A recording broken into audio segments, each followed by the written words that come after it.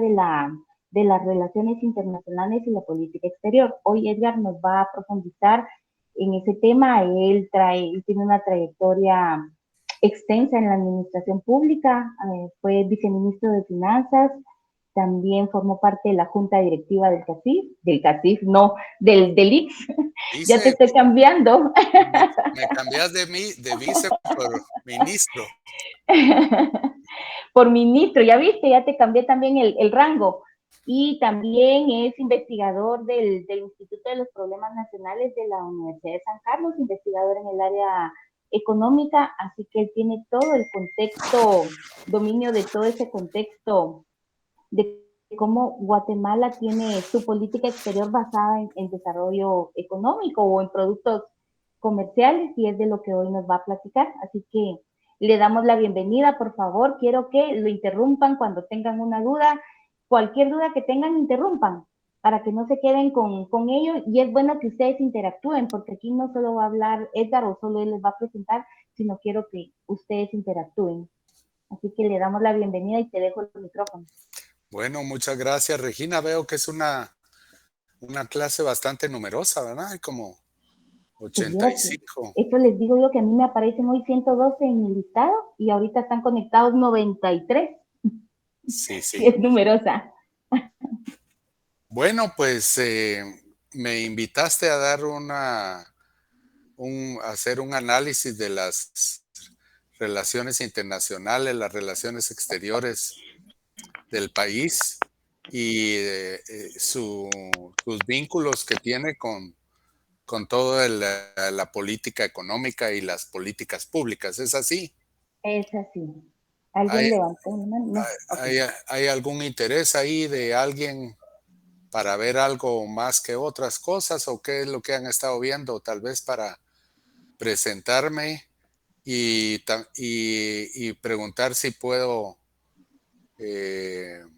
adjuntar un PowerPoint? Sí, Como, claro, sí lo puedes hacer. Sí, con toda confianza. Si quieres, comienza con tu Power y los jóvenes, en sí, cuanto tengan una duda, en lo que yo lo... comienzo con mi Power, tal vez ahí pueden decirme cuáles son sus intereses que han estado viendo, para no ser tan, porque aquí, Mercedes, a partir de lo que leíste el fin de semana, ¿tienes alguna inquietud? ¿quién es Mercedes? Mercedes Guzmán. Ahí está. Hola, licenciada. Buenas noches, Edgar. Em, pues también que estábamos viendo las principales relaciones políticas o internacionales que tenía Guatemala como países como Taiwán, Israel, que nuestras principales relaciones son económicas. Somos un país más importador que exportador. Am, y pues también nuestra relación con Estados Unidos. Muy bien, pues también la profesora Regina me pidió hablar de historia, y ese es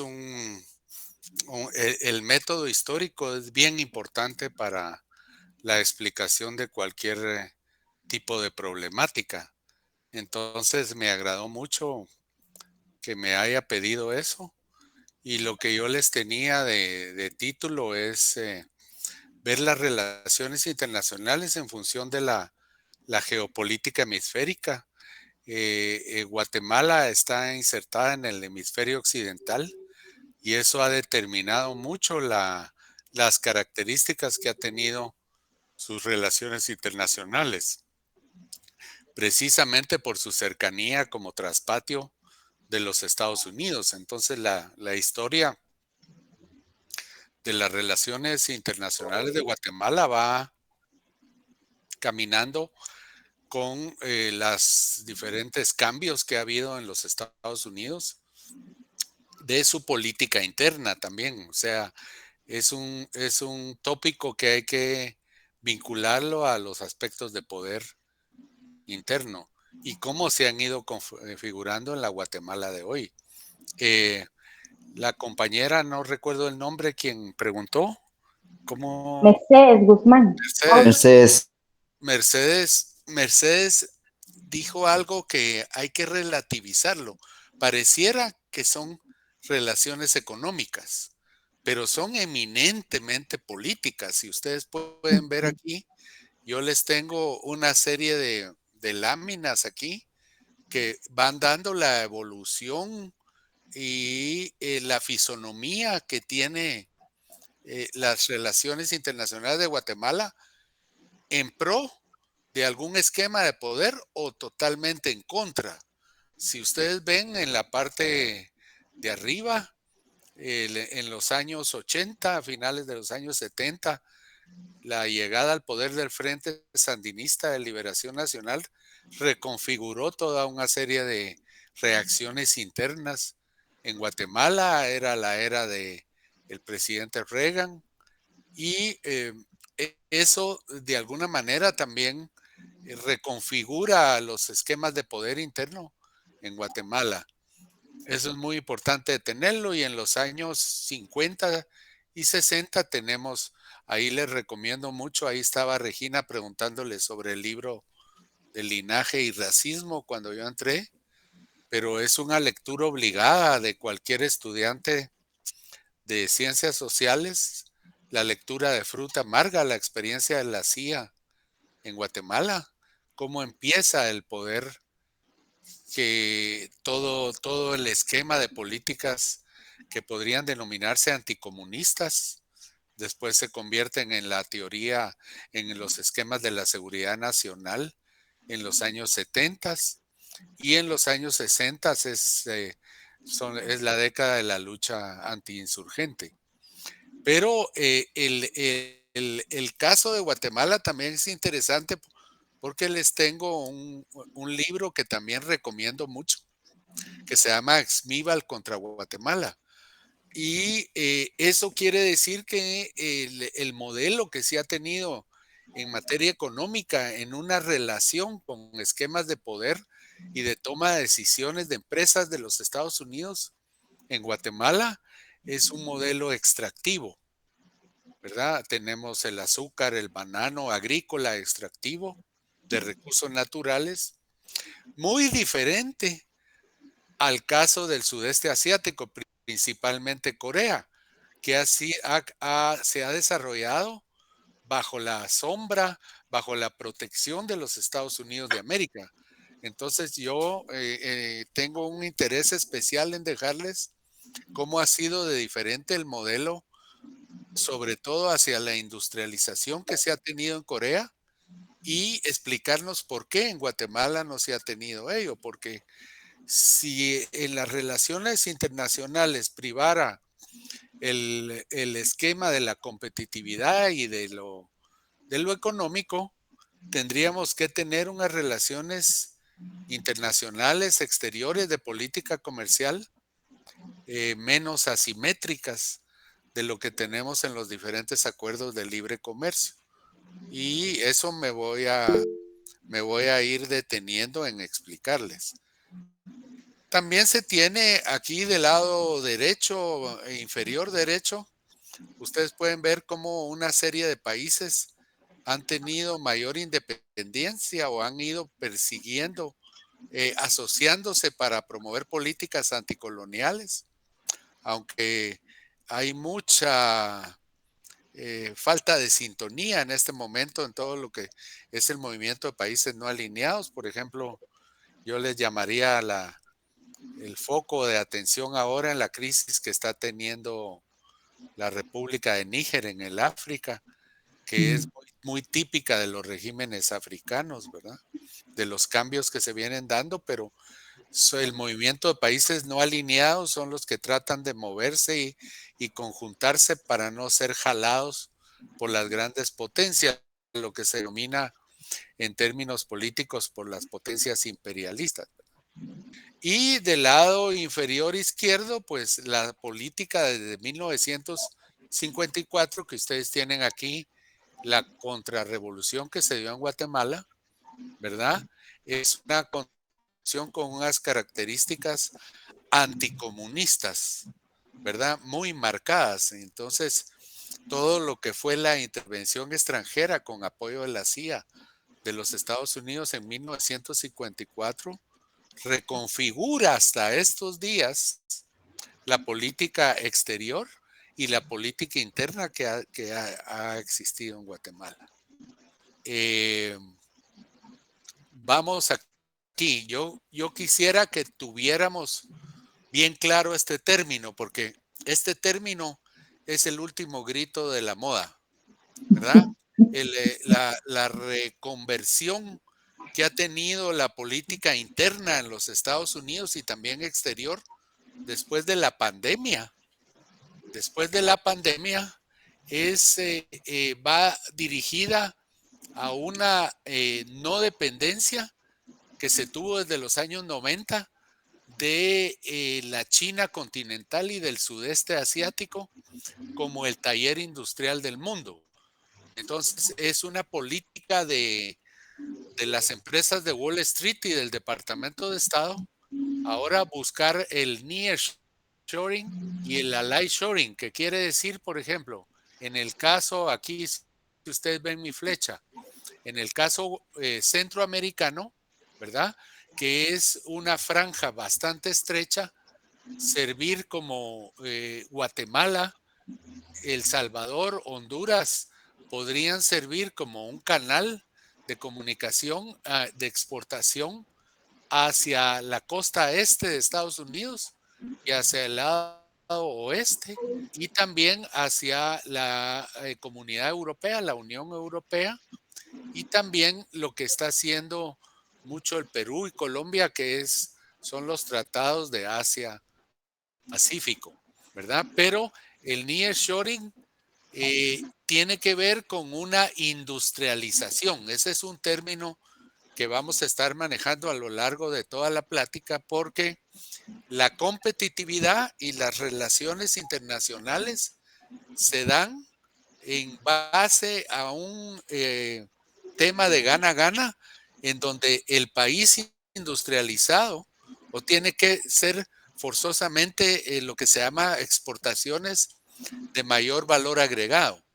Y eso únicamente se logra con la difusión de la técnica, la ciencia y la técnica y la industria. Por eso es que es tan importante también, compañeros y compañeras, que en la Universidad de San Carlos o en las diferentes universidades privadas se promueva un esquema de tecnológicos, ¿verdad? Porque son las ingenierías y las carreras científicas las que van liderando este proceso. Entonces, ahora que vino este nearshoring, Guatemala no tiene las condiciones ni de infraestructura ni de desarrollo científico-tecnológico para hacerle frente a ese nuevo giro que han tomado las relaciones con los Estados Unidos. Eso es lo más nuevo que hay y ustedes lo oyen en las diferentes reuniones y seminarios que hay en las cámaras privadas, en la gremial de exportadores, etcétera, que Centroamérica le haga frente a ese tema que se denomina ahora esas políticas de nearshoring, quiere decir estar cerca de las costas de los Estados Unidos. Pero, ¿por qué no se llega a eso? Entonces, aquí es donde vamos a hacer un poco de análisis histórico. Y me gustó esta lámina porque estamos en un proceso de votación. Y si no prestamos atención a la historia, fácilmente, como nuestros padres y abuelos, vamos a ser engañados a la hora de votar. Pero también voy a tener una perspectiva muy centroamericana. Nosotros en la facultad llevamos, es una clase un curso que a mí me dejó muy marcado, que es el curso de integración centroamericana. A veces algunos colegas me dicen, ¿por qué le pones tanta atención a la integración si está tan mal en su lado político y en su institucionalidad? Sencillamente porque miren ustedes aquí cómo es el acoplamiento de las economías centroamericanas, los mismos ciclos tienen las economías centroamericanas y el intercambio exportador y comercial de Centroamérica, a pesar de sus fallidas instituciones que hay ahora, instituciones como el Parlacén, por ejemplo, o el mismo SICA o la SIECA, que están tan alicaídas, pero hay una integración que se podría denominar de facto, ¿verdad? Incluso ahora hay un proyecto impulsado por el BCIE, que es un ferry que va a traer carga del puerto de Calderas, aquí en Costa Rica, hasta Acajutla, en El Salvador. Guatemala bien podría servir de puente, y yo acabo de hacer un trabajo sobre la potencialidad del oriente.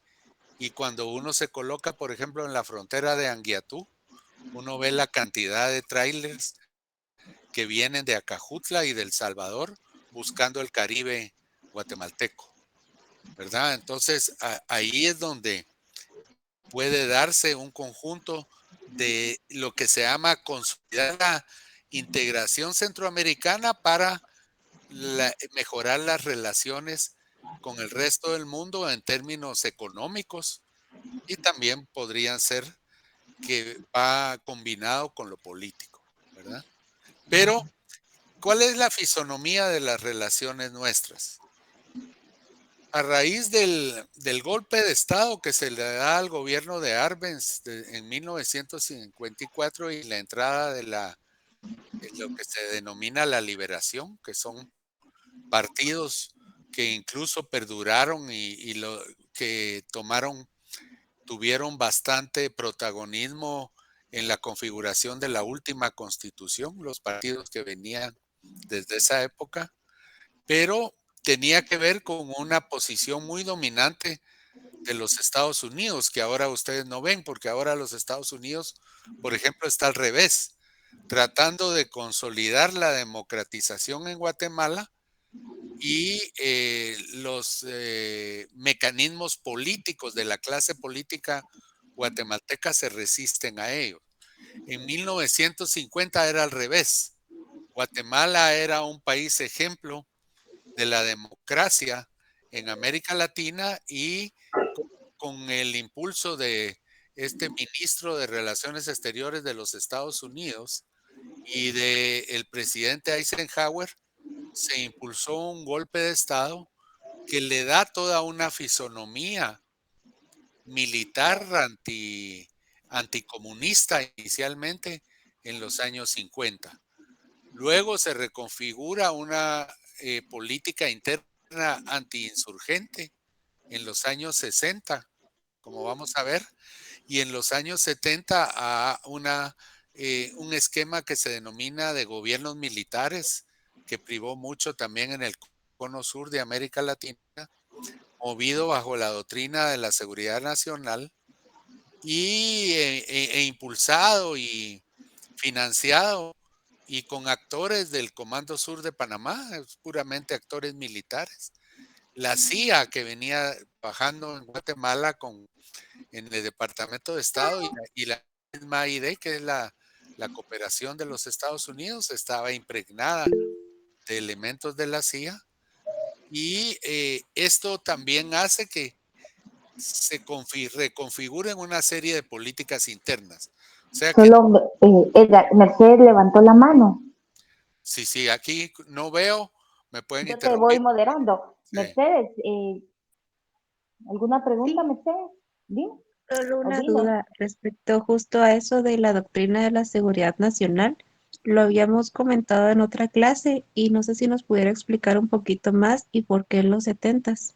Sí, aquí lo vamos a ir viendo Gracias. precisamente. Aquí tenemos el preámbulo de eso. No lleguemos todavía a la doctrina de la seguridad nacional, sino en los 60, ustedes en la historia guatemalteca, por ejemplo, y latinoamericana, se recordarán que después de la Revolución Cubana surge lo que se denomina la teoría del foco, el foquismo. Y era el esquema teórico de posiciones radicales de izquierda retomar la lucha armada.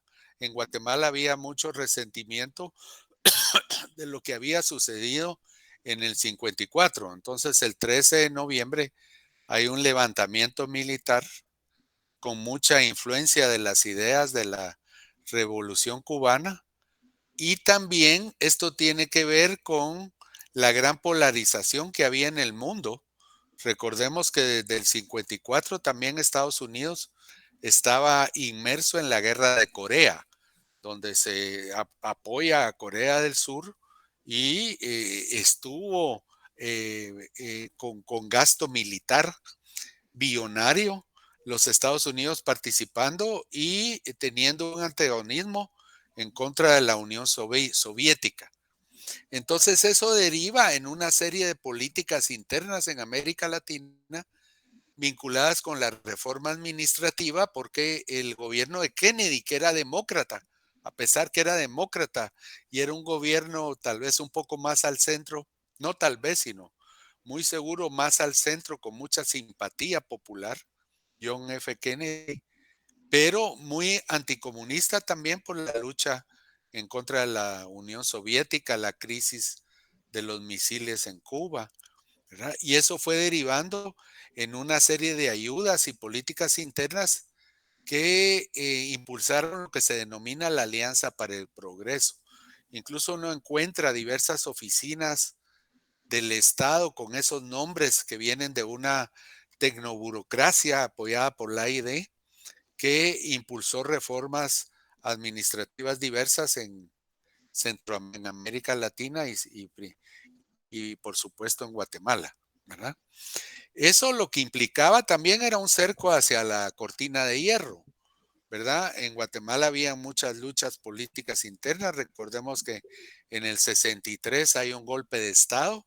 Precisamente, figúrense ustedes qué interesante, el papá de Bernardo Arévalo había sido invitado de nuevo por las fuerzas que se llamaban las nuevas generaciones del Frente Unido de la Revolución y los movimientos magisteriales de los años 60 a regresar al país en un movimiento de democratización, con una serie de partidos políticos dentro de los cuales estaba el Partido Revolucionario. Entonces, en el gobierno de Idígora, los militares dan un golpe de Estado, que es el golpe de Estado de Peralta Zurdia, y ese golpe de Estado tenía como principal motivo expulsar a Arévalo de la contienda de elecciones que se venía.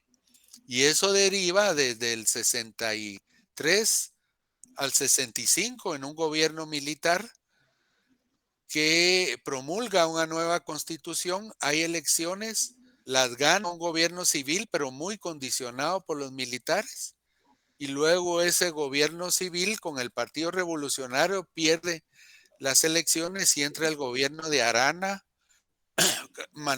Carlos Manuel Arana Osorio en 1970 hasta 1985. Entonces, una larga etapa de militarismo que se tuvo, ¿verdad? Pero el esquema de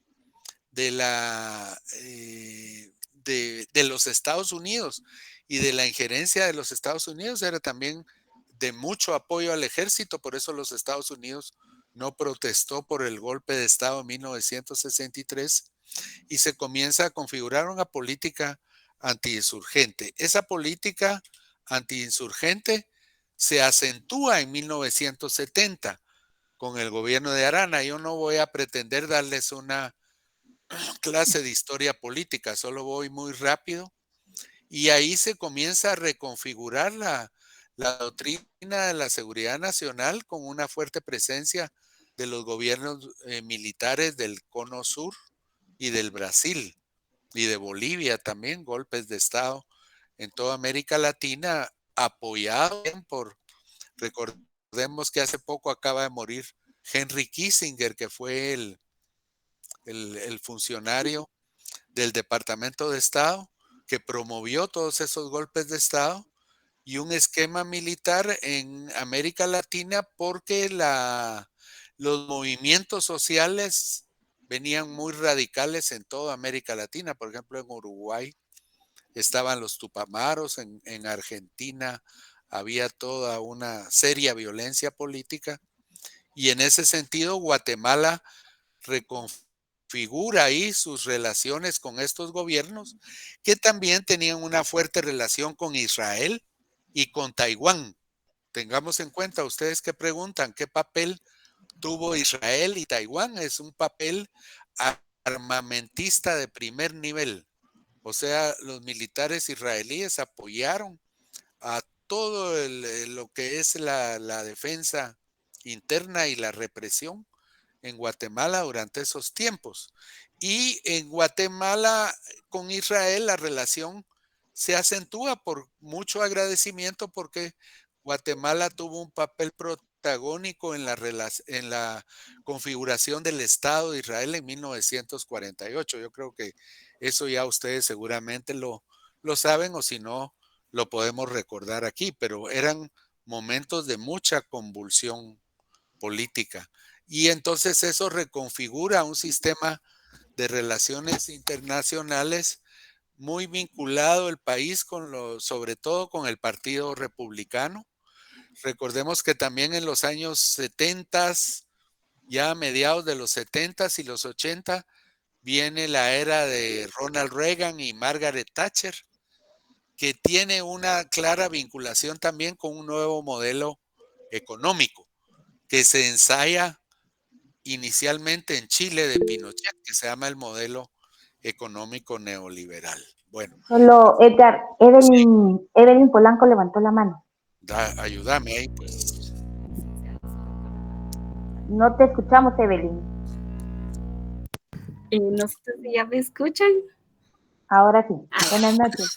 Buenas noches. Licenciado, solo con una pregunta con respecto a las relaciones entre que tenemos, por ejemplo, de Israel y Taiwán. ¿Usted cree que a futuro se podrían dejar de tener o siempre se van a mantener? Porque estamos arraigados pues, a la corrupción que ellos prácticamente promovieron y dieron recursos. Ajá. Pongamos esa pregunta, pero déjame Solo caminar. Roberto González levantó la mano. Ok, pero solo para contestar esta, déjame caminar un poco para ubicar mejor cómo veo yo esa perspectiva a futuro. Difícil. Roberto González, dinos. Solo dame un minuto. Roberto González. Buenas noches. Solo en continuación con la pregunta de la compañera, es para que el licenciado lo pueda responder más adelante. ¿Usted considera que, por ejemplo, si en dado caso llegase a quedar Bernardo Arévalo al poder, él menciona que no considera colocarse en una postura entre la República Popular de China y la República de China-Taiwán, puesto que él menciona que él lo que desea es una vía de diálogo entre ambas naciones, sí, tener relaciones con las dos? ¿Usted considera que eso nos puede llevar a algún conflicto de intereses entre nosotros y ambas naciones? Bueno. ¿O puede verse una ruptura ahí entre las relaciones de Taiwán? ¿O puede perderse la oportunidad de tener una relación con la República Popular de China? Bueno, dejémoslo también. Déjenme caminar un poco y miramos eso.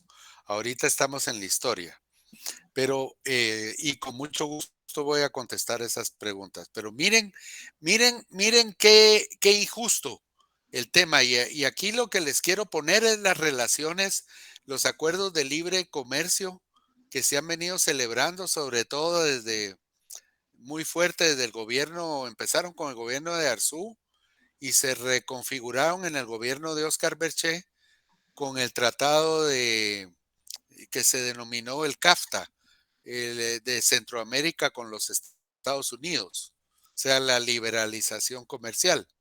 Pero miren qué injusto, exactamente en 1954, en la guerra de Corea, Estados Unidos apoya a Corea de una manera diferente. Y Corea lo que hace es una introspección interna con un gobierno muy burocrático, muy dirigista, y lo que tiene en los años 60 es un proceso de reforma agraria muy fuerte. Yo he estado en Corea y conocí bien todo ese proceso. Y miren ustedes cómo en los años 60 está trabajando bienes y productos que Guatemala en el año 2020 se está especializando en ello. Ropa, todo el tema textil, madera para chapado, que eso casi deforesta las Verapaces. Ahí podemos hablar de eso. Y el tema de textiles, que hay una gremial textil y todo. O sea, Corea eso lo hizo en los años 60, pero luego lo abandonó y entró a calzado, que también lo tenía Guatemala, pero ya entró con máquinas electrónicas. En los años 80 ya venía fuerte con telecomunicaciones e incluso con barcos, ¿verdad? Y con la industria de automóviles, en donde pasa la petroquímica y los semiconductores famosos, que Taiwán también, yo he estado en Taiwán, y son famosos ahora con la pandemia. Ustedes ven que ahora todo se maneja, por ejemplo, hasta los carros, ¿verdad? Los carros ahora que tienen la llave de encendido directo, que tienen esa pantalla en donde tienen incrustado el Waze, los carros, etcétera. Esa es a través de la industria, gracias a la industria de semiconductores. Y luego pasar a todo lo que es la biotecnología y los automóviles eléctricos. Ese es el paso que tuvo Corea. La pregunta es, ¿por qué nosotros en Guatemala tuvimos un desarrollo tan diferente, en donde seguimos siendo un país agrícola y en donde la gremial de exportadores y la Cámara de Industria siguen insistiendo en esto? Miren, aquí solo faltaría el azúcar, que también son países que anteriormente, países como Colombia, como Brasil, vienen dejando esos productos agrarios y todos van pasando a esto. O sea, que Guatemala en 2023 está tomando actividades con bajísimo valor agregado. Entonces, lo que se logra con Corea y del Sur y con Taiwán y con diferentes países de desarrollo mediano es un proceso de libre comercio, pero con mucha desventaja para Guatemala, ¿verdad? Entonces, yo tengo ahí como hipótesis que la geopolítica del hemisferio occidental configura a Guatemala, esas relaciones exteriores que tiene principalmente con los Estados Unidos, en un capitalismo atrasado, extractivo y exportador agrícola, que no puede competir con el esquema coreano, que en el mismo periodo tiene esta evolución que les digo. Entonces, también el caso de Israel. El caso de Israel tiene que ser abordado de una manera diferente. Israel, si ustedes visitan, y ahí vamos a hablar después, ¿cuántos conocen, por ejemplo, cuántos han estado en Nueva York o en Manhattan? O sea, todo ese gran contingente de individuos que tienen el esquema étnico y la religión hebrea judía estaban desparramados en todo el mundo, pero principalmente los europeos, después de la guerra, se reconfiguran en Nueva York y en el este de los Estados Unidos, y como tienen todo un esquema de educativo y religioso diferente vinculado a los negocios, pues son los dueños, por ejemplo, de Wall Street.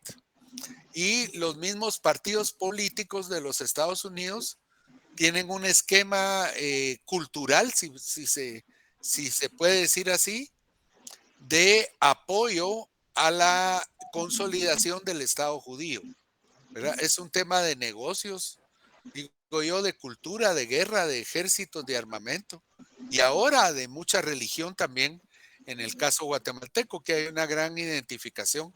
Yo a veces no me explico por qué, de toda la iglesia evangélica pentecostal, por ejemplo, con Israel, cuando si nosotros vemos que lo cristiano y lo judío es diferente, porque la cultura y la religión judía no es cristiana, ¿verdad? Entonces, es una formación únicamente movida bajo el Viejo Testamento. O sea, es muy diferente esa explotación que ha venido haciendo incluso la Embajada de Israel en Guatemala, apoyando iglesias pentecostales, pero tiene que ver con toda una reconfiguración también religiosa. Pero mientras eso sucede, miren la cantidad de ayuda militar y de diferentes tipos de desarrollo que le da Estados Unidos a, a Israel en billones, en miles de millones de dólares, ¿verdad? Es el país desarrollado que más ayuda militar y de desarrollo recibe de los Estados Unidos, el caso de Israel.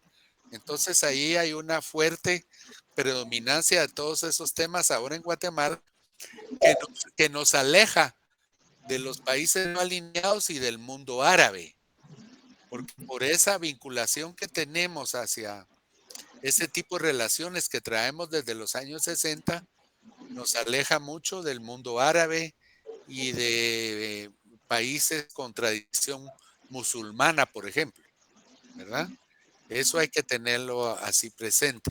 Entonces aquí vemos las preguntas que ustedes me hacen del lado izquierdo, pues el presidente Yamatei, que ha sido enfático en sus relaciones con Taiwán, tan solo ya el Paraguay, Guatemala y otros 2 o 3 países de América Latina tienen relaciones con Taiwán. Prácticamente han abandonado con el poderío económico que tiene China continental. Y del lado derecho ustedes ven todo lo que es armamento, ¿verdad? Y la participación de las fuerzas israelíes desde los años 60. Entonces, tiene un motivo de temas militares muy fuerte.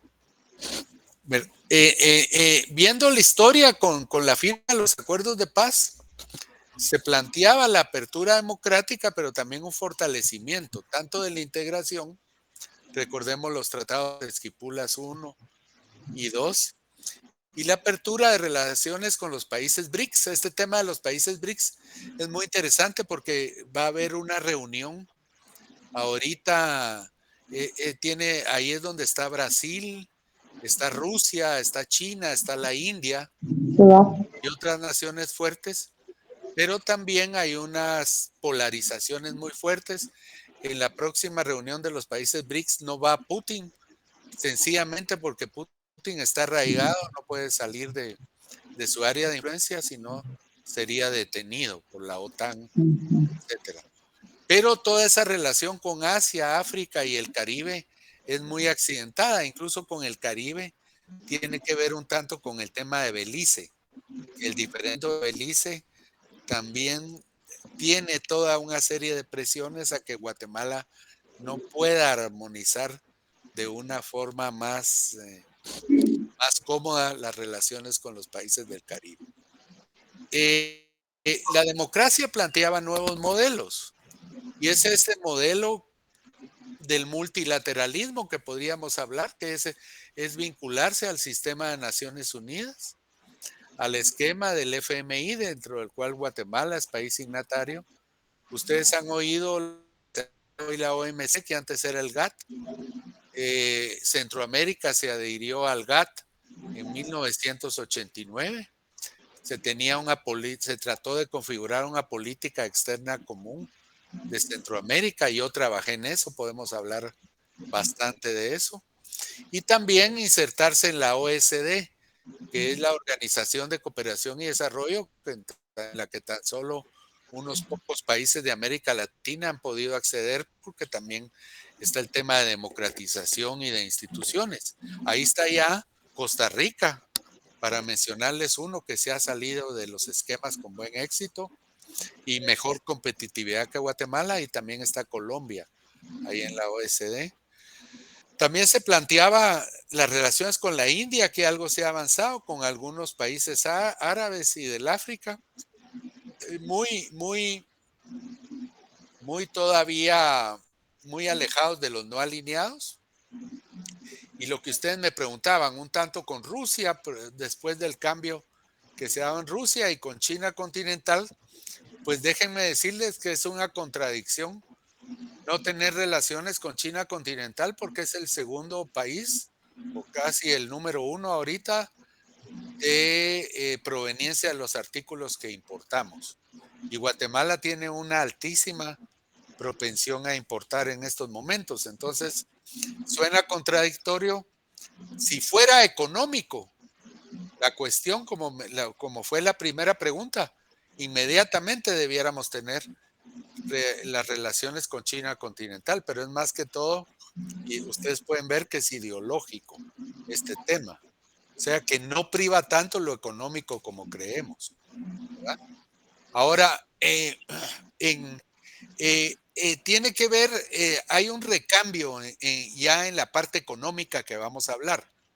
En los 90, figúrense ustedes que los errores que pienso yo que se dan en la política de relaciones económicas y exteriores de los Estados Unidos, durante el gobierno de Clinton yo estudié en los Estados Unidos, más o menos en esa época, y había mucho temor a el rival de los Estados Unidos era Japón, ¿verdad?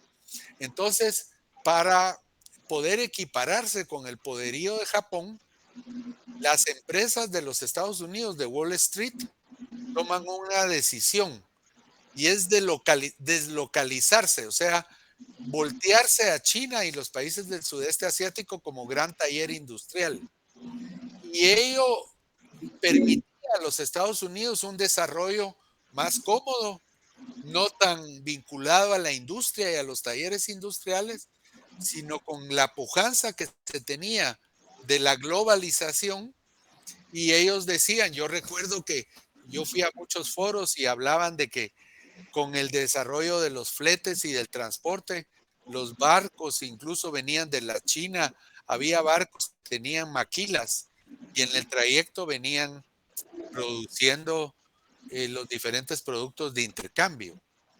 Entonces, eso tiene un primer retope con la crisis asiática de 1998, o sea, los países del sudeste de Asia crecieron muy fuerte al punto que ya se tuvo lo que se denomina la exuberancia irracional, mucho dinero y mucho capitalismo, mucha anarquía que da lugar a la gran crisis internacional de 1998. Podemos hablar mucho porque esa es la crisis también que dio origen a la quiebra de Bancafé, por ejemplo, y de una gran cantidad de bancos y casas de bolsa en Guatemala, la crisis de 1998 mundial. Pero hay otro fenómeno geopolítico, la perestroika y la caída del muro de Berlín. Eso hace más cómodo a Clinton reconfigurarse su esquema de relaciones internacionales con los dos grandes, con tres grandes polos de desarrollo, que era Rusia y toda la Europa del Este, donde se quiebra con la perestroika, con Europa, con la Unión Europea, que se reconfigura la Unión Europea y se consolida, y con la China continental. Entonces Estados Unidos comienza mucho de el financiamiento del déficit fiscal de los Estados Unidos, lo van comprando los bancos y las empresas chinas. Entonces hay una serie de acuerdos de libre comercio y ahí se reconfigura lo que se denomina la globalización. Y hay una liberalización de las tasas de interés, el tipo de cambio, y eso reconfigura el modelo económico también en Guatemala. Pero también recuérdense que con el multilateralismo viene produciendo las Naciones Unidas trabajando en los objetivos del milenio primero y los objetivos de desarrollo sostenible. Esto Esto está mucho en disputa, por ejemplo, los partidos ahora que se están aliando con Sandra Torres combaten ese globalismo hablando y confunden porque dicen que ese globalismo tiene que ver con temas de, Homosexualidad, de todo el tema de feminismo, donde habla de reducción de las desigualdades y todo ese, el tema de la igualdad de géneros.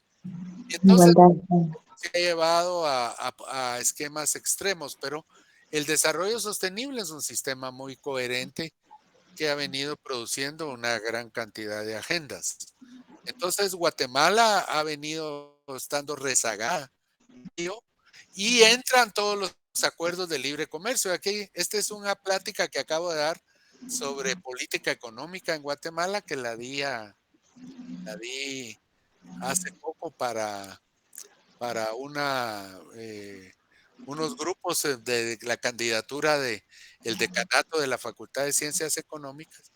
Y aquí tienen ustedes al embajador de Corea con la Comisión de Economía del Congreso, muy interesado en ese libre comercio.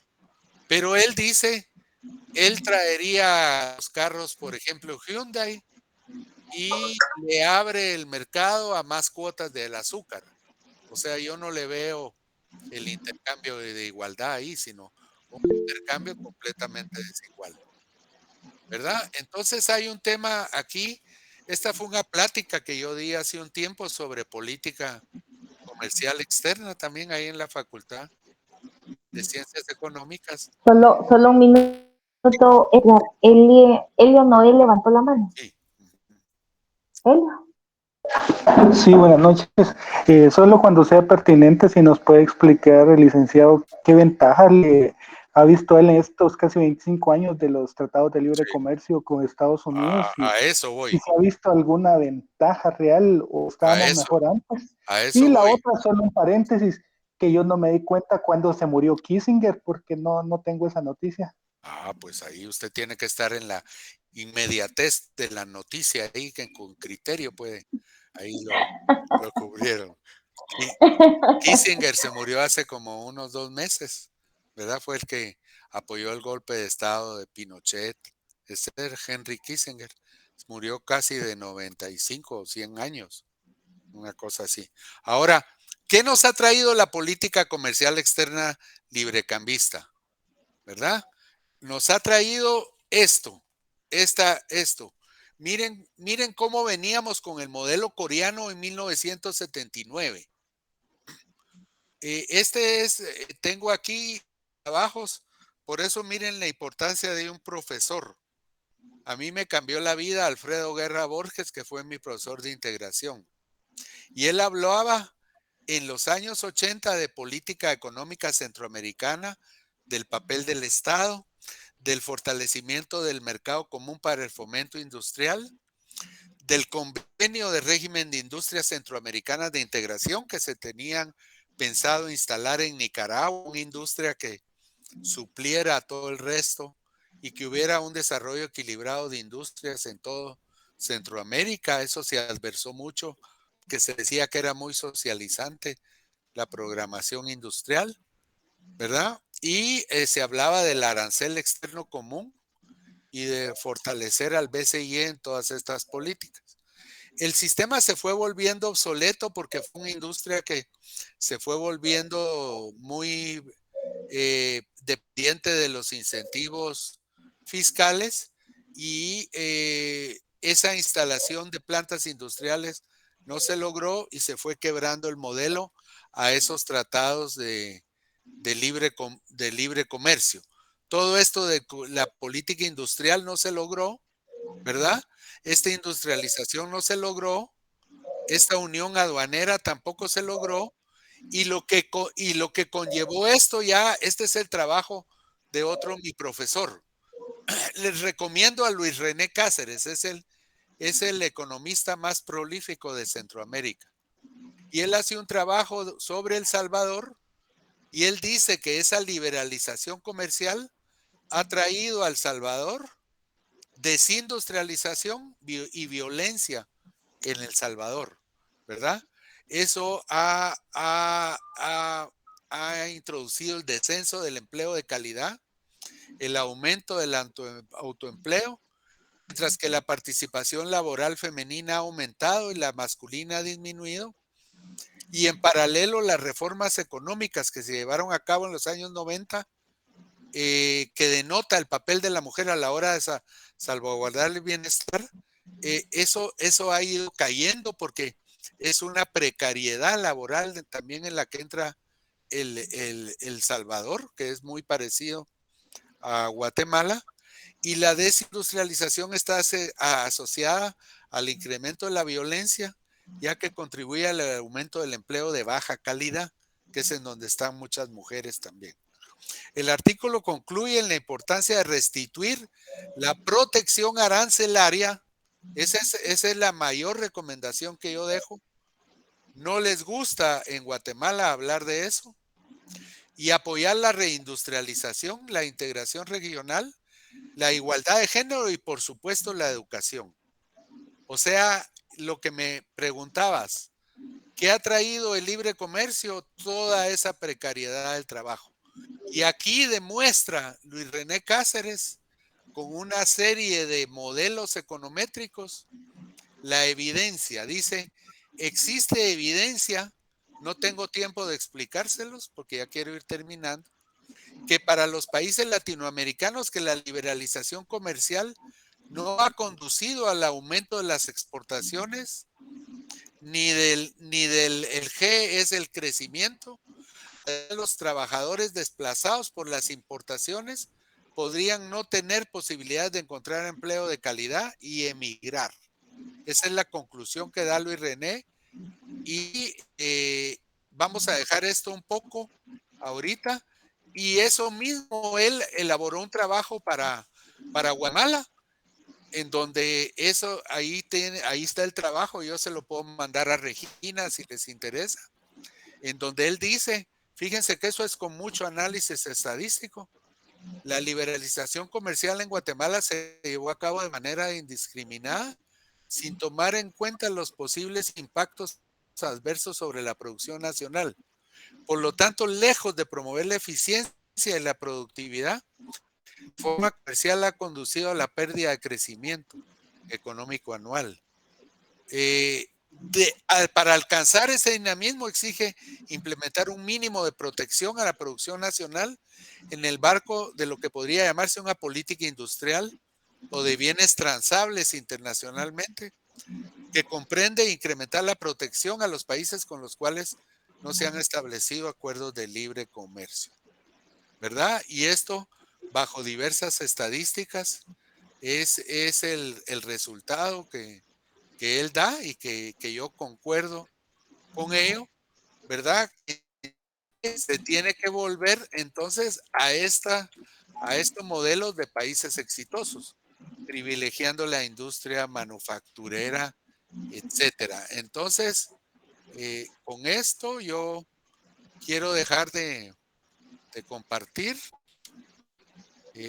Quiero volver a verlos y decirles de que esas relaciones que se han consolidado, ya sea bajo acuerdos de libre comercio con el Reino Unido, con la Unión Europea, con Corea, con el sudeste de Asia y con diversos países medianos de América Latina, ha sido muy desigual para Guatemala porque Guatemala no tiene la competitividad necesaria. Durante todo este periodo de crecimiento y desarrollo perdió su competitividad y se especializa en industrias de muy bajo nivel agregado. Entonces, ¿qué debe buscar Guatemala? Debe buscar necesariamente, concuerdo con lo que dijo el señor Arévalo. Él dice algo que es bien lógico. En Estados Unidos, si ustedes van a Washington, ven la gran embajada de China continental en Washington. Es un tremendo edificio. Pero también Estados Unidos tiene relaciones con Taiwán. Entonces nosotros, de alguna forma, tenemos que consolidar las relaciones con incluso a nivel político, con China continental, como lo han hecho todos los países de América Central, y ver gradualmente qué hacemos con Taiwán, porque Taiwán también es una vía. Figúrense que en el modelo de Asia-Pacífico, el esquema de Japón es buscar un modelo que esté alejado de la radicalización que ha tenido China ahora, porque está peleando China en contra de los Estados Unidos y por eso viene el nearshoring. Y hay una vía promovida por Japón y la India, en donde va también Taiwán y Corea del Sur, y en donde podría estar Guatemala en el fortalecimiento de Asia-Pacífico. ¿En qué concluyo yo? En algo que he tenido en la vida, en no ser dogmático ni radical, sino ser muy pragmático en las políticas comerciales y en las relaciones exteriores, porque el mundo en estos momentos también está muy polarizado y muy divergente en todos los procesos de políticas internas que se reflejan en lo externo, no digamos la guerra de Ucrania, Rusia, etcétera. Hay que tener un modelo, pero lo que yo buscaría es fortalecer los esquemas de inversión, que vengan a invertir aquí, que se consoliden las empresas aquí, toda esa parte del oriente hacia el Caribe, o sea, un modelo industrial y de modernización que creo yo que es la visión más adecuada. Yo me quedaría aquí, Regina, no sé si pude ser lo suficientemente claro con mi análisis. Jóvenes, ¿qué duda tienen? ¿Algún comentario? Ana Gudiel. No, solo quería mencionar que en un momento también estaba mencionando sobre las oligarquías, y eso me recordó a que en el libro, en el primer capítulo, también mencionan eso de cómo con los acuerdos de paz, volvieron las oligarquías aquí a Guatemala con la familia Arzú y Berger. Solo esa parte. Sí, bueno, yo creo que las oligarquías, sí, dime, Edgar, dilo. Bueno, ese tema de las oligarquías, muy interesante lo que dice Ana, porque esas oligarquías que se conformaron, lamentablemente con la paz, fueron las oligarquías políticas. ¿Me entienden? Una nueva clase política que está en completa decadencia ahora. Si ustedes oyen, por ejemplo, ahí en Con Criterio, los diferentes programas de análisis, lo que se nota es una decadencia de ese modelo que era muy esperanzador cuando entró Vinicio Cerezo. Pero lo que hizo es, imagínense, utilizando un presupuesto de 120,000 millones ahora. Todo lo que se están enriqueciendo, por ejemplo, los caciques metropolitanos. No estoy aquí para hablar de personalidades, pero realmente a mí la figura de gente como Neto Brand, yo veo una decadencia, compañeros, en eso, ¿verdad? Es gente que está teniendo sueldos altísimos, su consejo municipal muy vinculado a políticas muy pragmáticas sin una planificación municipal y enriqueciéndose poderosamente. Miren, por ejemplo, el alcalde de San Miguel Petapa, el consejo municipal de San José del Golfo, no digamos de Chinautla. Entonces, las antiguas oligarquías del modelo agroexportador se ha conjuntado una oligarquía de las clases políticas, gente ganando mucho dinero. Miren, por ejemplo, los magistrados del organismo judicial ganando casi 100,000 quetzales al mes, ¿verdad? Entonces, se está reconfigurando bajo el modelo del presupuesto del Estado toda una oligarquía de la clase política y son familias, porque ustedes pueden ver diputados. Hoy estaba oyendo que hay un diputado que entra con sus 2 hijos al Congreso, ¿no? Entonces esa clase política también es de cacicazgos y una oligarquía política que está en plena decadencia, ¿verdad? También. Y eso no da lugar a la edificación al diseño de estas políticas de ampliación industrial, tecnológicas, que se requiere mucha cabeza y mucho pensamiento para su implementación. Así es, seguimos quedando en las manos de los mismos políticos y Manuel levanta la mano. Dime, Enrique. hermano. Licenciado, muy buenas noches. Sí, Con respecto al tema de China-Taiwán, me recordó el libro de Ray Dalio, que si no más recuerdo se llama eh, Teorías para el Nuevo Orden Mundial y menciona algo de lo que usted mencionó, donde menciona que esta generación no va a morir sin ver a China como la nueva potencia mundial, porque menciona el crecimiento de una nación y el declive de la misma, y esta nación podría decirse que es Estados Unidos. Mi pregunta es, ¿usted cree que estamos a tiempo todavía para eh, que Guatemala pueda entablar una amistad comercial con China? eso. ¿O Guatemala debería jugar una política doble, tanto con China-Taiwán como China? Es que fíjate que la amistad comercial ya está. O sea, si tú haces un análisis de los importadores guatemaltecos y damos una vuelta por la zona 9, hacemos una excursión, que ahí podría, ahí Regina, no sé si los mandás a investigar. Si ustedes hacen un análisis ahí por donde es mi oficina, por ejemplo, yo estoy ahí en Plaza Tivoli, en la Sexta Avenida y Sexta Calle, zona 9. Y cuando camino para la torre, voy, por ejemplo, para el Banco Industrial, ¿qué es lo que veo? Toda esa importación de motos, por ejemplo. Y ustedes ven que las motos pasan como avispas por todo el tráfico. Tiene uno que ir teniendo un gran cuidado. Esas motos son chinas, fundamentalmente, o con relaciones diversas en términos de los devices, de los aparatos, de los dispositivos que usa con China como taller mundial y su asociación con Vietnam, con el sudeste asiático. Antes las motos que se tenían era la Honda, la Yamaha y la Kawasaki. Hoy hasta se confunden las marcas. Solo para mencionarte un ejemplo.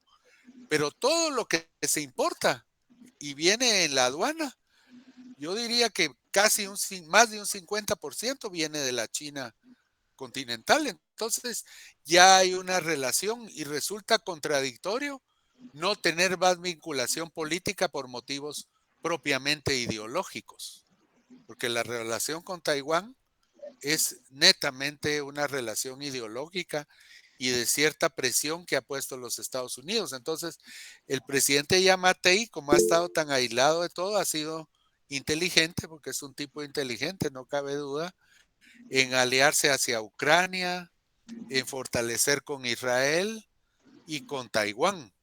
Ahora porque Estados Unidos está en una disputa geopolítica y casi de amenaza de guerra nuclear con China continental muy fuerte, ¿verdad?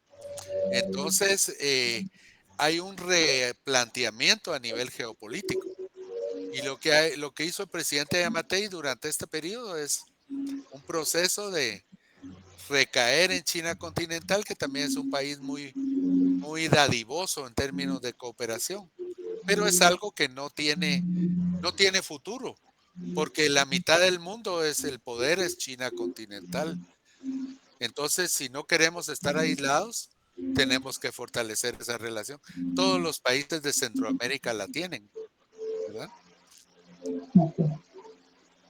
¿Algún comentario más, joven?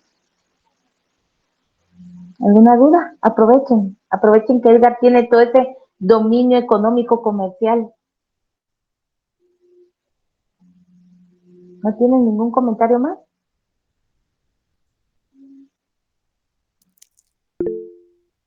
¿Ninguno? Erika. Licenciada, pues Erika ya, Antonio. solamente, sí, buenas Ahí noches. está. No sé si me escuchan bien. ¿Sí? Sí. Gracias. Pues solamente agradecerles, licenciada y licenciado Edgar. La verdad que es un tema muy interesante y gracias a usted por participar, licenciado, y licenciada por invitarlo, ¿verdad? Gracias. Pues yo Bueno, no sé si contesté, yo creo que fui contestando las preguntas. Esto de Israel, pues es un tema, ahora tiene que ver hasta por motivos religiosos, ¿verdad? Interesante. pero la apertura a relaciones tendría que ser con el resto de países árabes, con el África, con la India y bueno, ampliar todo ese mundo perdido que desde los años 50 ha sido inexistente casi para las relaciones exteriores de Guatemala, muy restringidas. Restringidas y que de todos modos en Guatemala, por ejemplo, la India, tenemos que, en Guatemala tienen sus propias colonias, cuánto generan en el país ellos, ¿verdad? O sea, de manera interna generan en el país, pero nosotros no aprovechamos, digamos, todas esas relaciones que ya hay para que pueda Guatemala tener otras condiciones. Y como dices tú, y se los he dicho, la verdad es que nuestra política ha sido ideológica. Y claro, que de una u otra manera debe existir esa ideología, pero de beneficio común, que es lo que no vemos. Sí, así es. Y muy ideológica en un dogma muy manejado por los ministros de Economía de que fortalecer libre comercio es fortalecer fuentes de trabajo. Y yo lo que les he tratado de mostrar es que una política de mayor proteccionismo arancelario es fundamental. Eso no se está manejando mucho en Guatemala. Por ejemplo, el plan de gobierno de Semilla lo menciona muy poco, va muy tímido en eso. Tal vez porque aquí quien manda en términos de las cámaras es la Cámara de Comercio. Por eso incluso no se mueve el tipo de cambio, que también es muy perjudicial un tipo de cambio estable durante 20 años. Eso es bien patológico.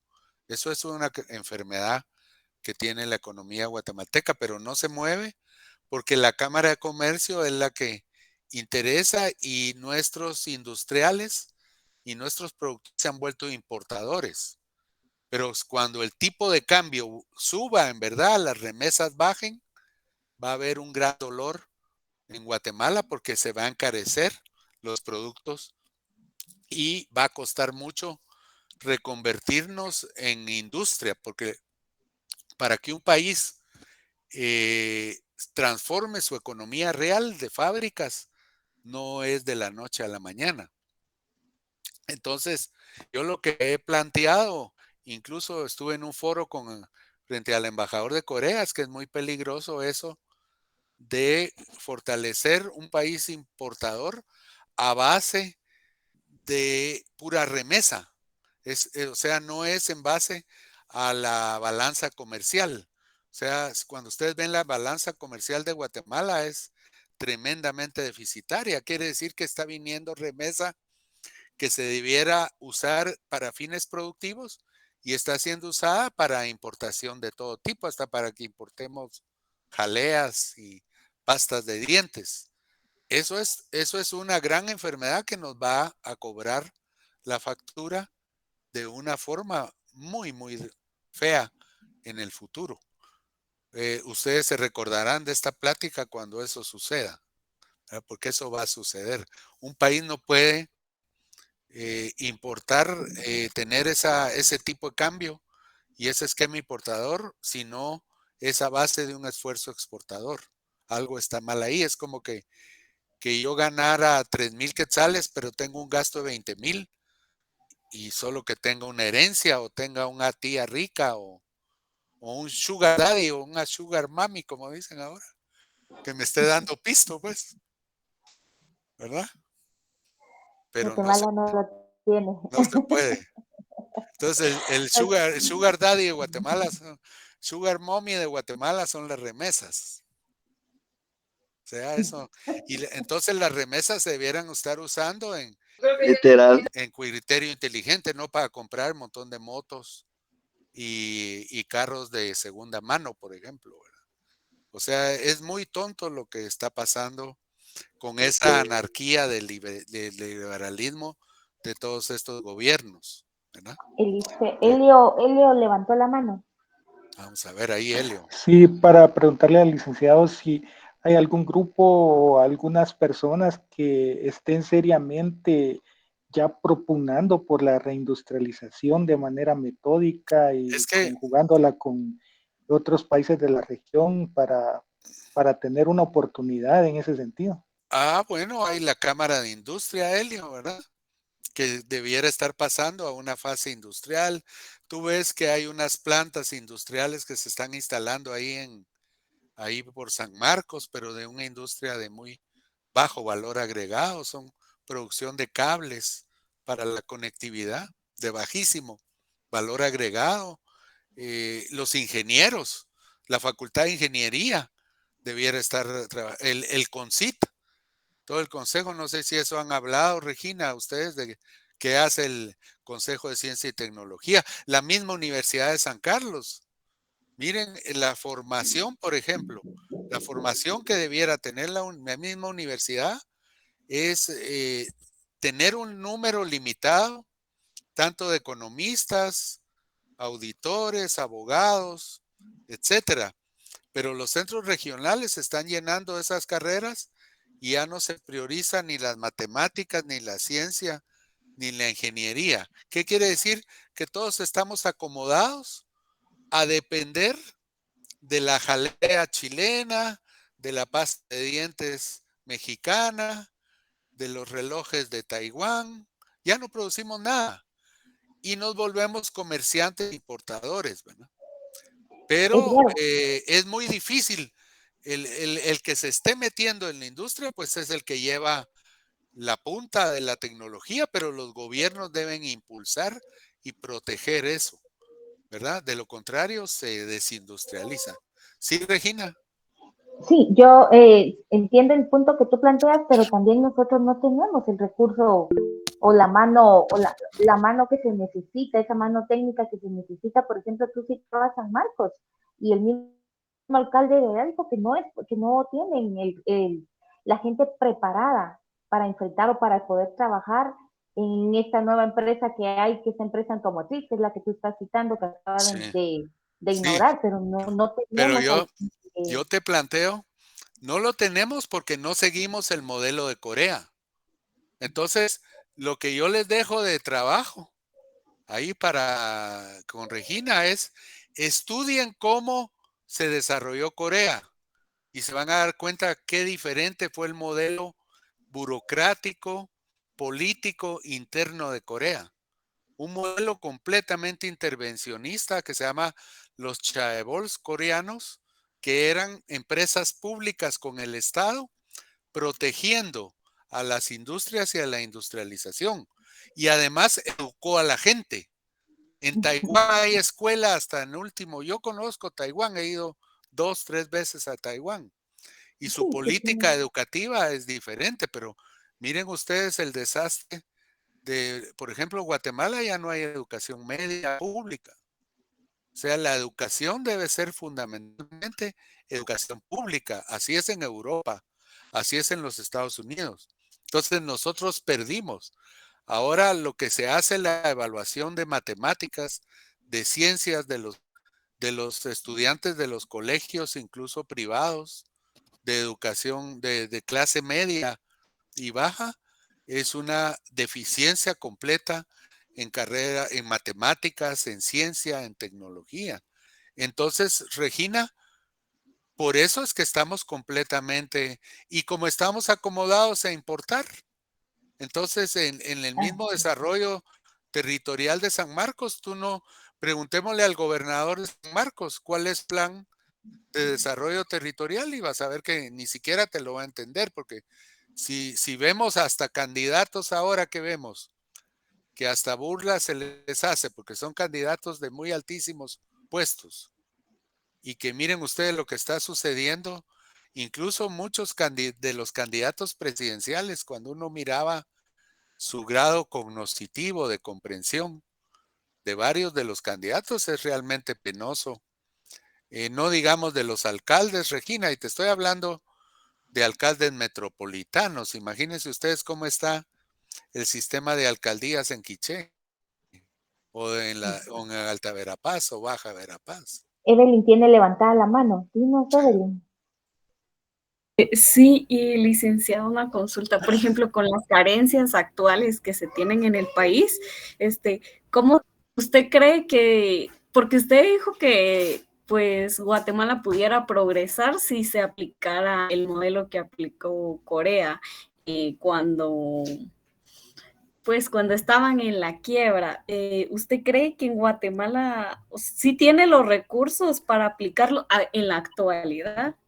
Tendría que hacerlo, Evelyn, porque fíjate que el nearshoring, yo tengo varios artículos que les recomiendo ahí, Regina. Tengo uno sobre en la revista IBNUSAC. Ustedes pueden ver, revista se llama Análisis de la Realidad Nacional, y ustedes pueden ver las nuevas políticas del Departamento de Estado y del nearshoring y la misma agenda de Kamala Harris que vino a Guatemala, que tiene una asociación desde que está el presidente Biden en su primera época, una asociación para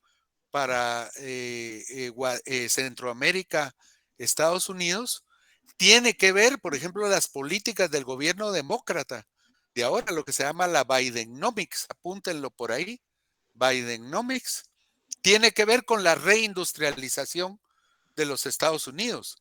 Entonces, mi recomendación es peguémonos a ese carro. Figúrense qué importante, peguémonos al modelo que está siguiendo los mismos Estados Unidos, el Japón, la India, y también por eso es que a mí también me gusta esa vertiente que nos podría llevar a tener cierta relación con Taiwán. No la vertiente de China. Ahora China se ha reconfigurado en una vertiente muy ideológica. Entonces hay que tener un cuidado de estar siempre no alineados. Ha sido también la trayectoria de mi vida, pues no tener una idea fija, ¿verdad? Pero yo sí creo, Evelyn, que una política inteligente debiera ser la de aprovechar todos los elementos de nearshoring. Y si tú ves mucho de la cooperación internacional, hay grandes proyectos de apoyo al desarrollo. Por ejemplo, yo he trabajado en varios al fomento del empleo con el INTECAP, de la capacitación y la productividad del trabajo. En el Oriente acabo de desarrollar un trabajo sobre las potencialidades del Oriente, y lo que se recomienda es mucho empleo. Incluso hay unidades municipales de capacitación para el trabajo. O sea, yo creo que hay que empezar a ese modelo, pero tiene que terminar con los acuerdos de libre comercio totalmente con desmonte arancelario, puramente importadores. O sea, hay que contrarrestar esa capacidad importadora y darle más apoyo al que produce y al que exporta. Entonces, aquí sería más a la Cámara del Agro, de Industria, que a la Cámara de Comerciantes Importadores, para verlo en temas de mapas de poder. Pero que esa Cámara de Industria no fuera la de esta mentalidad también, que solo tiene copado con sus monopolios de bienes de consumo, pues los Castillo, los Novela. Eso tiene que abrirse con una ley de competencia y desmonopolizar esas familias. Es un tema complejo, yo lo sé, lo que estoy hablando, pero como histórico. En la academia se puede hablar, y como son los jóvenes los que tienen que llevar eso. Que van a hacer el cambio, exactamente. Así que ahí está planteado el reto. Pero sí se puede, Evelyn. Yo soy optimista. A pesar de la crítica que hago, soy optimista al final, que debiéramos comenzar por eso, porque si no la gente está viendo precisamente, ustedes ven la cantidad de migrantes que hay, pues es una falla que tiene el modelo económico. Muy bien, Edgar. Entonces, si no tienen más preguntas, jóvenes, despedimos a Edgar y a nosotros también. Ya se nos acabó el tiempo de clase. Así que les agradezco mucho. ¿Alguien más? ¿No? Ok. Levantó la mano. Gracias, Lick. Okay, Muchas gracias, Lick. Vaya, David. Y licenciada de la escuela, muchas gracias por todo. Gracias a ustedes, jóvenes. Los 2 capítulos, por favor, los primeros 2 capítulos de Linaje y Racismo. Escuchen lo que dijo Edgar. Si no conocemos nuestra historia, no vamos a poder entender.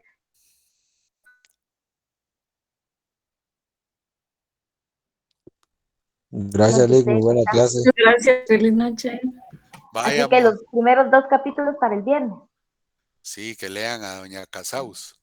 Ah, exactamente. ¿Cuántas veces lo has leído? unas 2, 3 veces, hay que releerlo. Hay que Y, u- releerlo. y uno entiende todos esos temas de las oligarquías. Así es.